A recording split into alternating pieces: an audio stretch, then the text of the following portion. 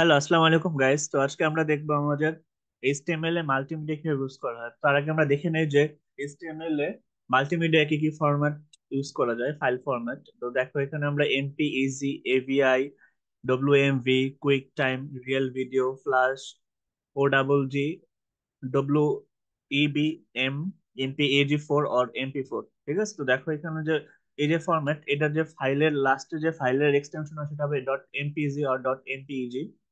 AVI file format হয় dot AVI, VMV এর file format হয় WMV, QuickTime dot MOV, real ভিডিওর হয় আরএম, তারপরে রিয়েল ভিডিওর ফাইলের এক্সটেনশন হয় ডট আরএএম, ফ্ল্যাশের হয় এসডব্লিউএফ, তারপরে ফ্ল্যাশের এফএলভিও হয় ডট ও ডাবল জি, ওয়েব এম এর হয় ডব্লিউইবি, স্ট্রাথের এম, এমপিজি ফরম্যাট হয় এমপি 4। ঠিক আছে, তো দেখো এখানে যে ডেসক্রিপশন দেওয়া আছে এমপিজি ফরম্যাট, এটার আমরা সাধারণত যখন আমরা এক্সপার্ট গ্রুপ ইউজ করতে চাই, দা আমাদের যে বর্তমান ওয়েবসাইট সবচেয়ে পপুলার ফরম্যাট হলো এমপিইজি। ঠিক আছে, আর এভিএ বলতে বোঝায় অডিও ভিডিও ইন্টারলিভ। ঠিক আছে, তো এটা দেখা যায় যে মাইক্রোসফট তৈরি করছিল ক্যামেরা এবং টিভি হার্ডওয়্যারের জন্য ইউজ করা হয়। উইন্ডোজ কম্পিউটারে সবচেয়ে বেশি ব্যবহার করা হয়, ব্রাউজারে ইউজ করা হয়। তারপর ডব্লিউএমভি আছে উইন্ডোজ মিডিয়া ভিডিও, এটা উইন্ডোজে ইউজ করা হয়। তারপরে আছে আমাদের কুইক টাইম, ডেভেলপ করে অ্যাপেল। ঠিক আছে, এগুলো ম্যাক কম্পিউটারে সবচেয়ে বেশি ইউজ হয়। তারপরে আছে রিয়েল ভিডিও, রিয়েল ভিডিও সাধারণত ব্যান্ডউইথ নিয়ে কাজ করে ভিডিও স্ট্রিমিং এর জন্য।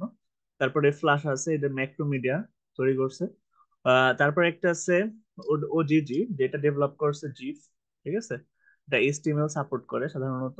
তারপর ডব্লিউইবি এম, মজিলা ইউজ করছে, অপেরা ইউজ করছে। তারপরে অ্যাডোবি, গুগল। ঠিক আছে, সবাই সবচেয়ে বেশি ইউজ করছে এটা। আর এমপি 4 তো সাধারণত জানোই, এমপি 4 সবচেয়ে বেশি ইউজ করা হয় বর্তমানে। আমাদের এক্সপার্ট গ্রুপ ছিল যারা সব সবাই এটা ফার্স্ট ইউজ করছে, যেরকম আমাদের বিভিন্ন ব্লগিং সাইট যেরকম ইউটিউব। ঠিক আছে, ভিডিও ব্লগিং সাইট। তারপরে আছে ভিডম্যাট, বিভিন্ন ভিডিও যে সাইট গুলো আছে এগুলো সাধারণত এমপি 4 ফাইল গুলা সাপোর্ট করে। ঠিক আছে, তো আমরা দেখি কিভাবে আমাদের কোডটা কাজ করে এই এইচটিএমএল এর ক্ষেত্রে।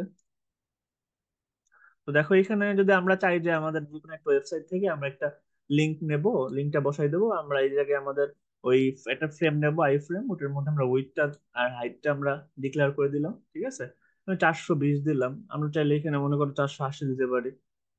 345-এর জায়গায় মনে করো আমরা 365 দিতে পারি। ঠিক আছে, তারপরে কন্ট্রোল এস দিয়ে সেভ করে দিলাম। তারপরে আমরা ইউটিউব থেকে একটা ভিডিও লিংক দিতে চাই যে কোনো আমাদের ওয়েবসাইটে। ঠিক আছে, ধরো একটা ভিডিও লিংক খুব ভালো লাগছে যেটা আমরা আমাদের ওয়েবসাইট ইউজ করবো ইউটিউব থেকে, তখন আমরা কি করবো, আমাদের ইউটিউবের লিংকটা বসাই দেবো। দেখো আমরা ইউটিউবের লিংকটা বসাই দিচ্ছি। ঠিক আছে, তা এই জাস্ট দুটা লাইনের জন্য আমাদের সহজ হয়ে গেছে আমাদের ওয়েবসাইটে তৈরি করা। ভিডিওটা আর আমাদের আলাদাভাবে কিছু তৈরি করা লাগে না, জাস্ট আমরা ইউটিউব থেকে ডিরেক্টলি ভিডিওটা নিয়ে বসাই দিলাম। ঠিক আছে, তো এটাকে আমরা রান করি, চলো।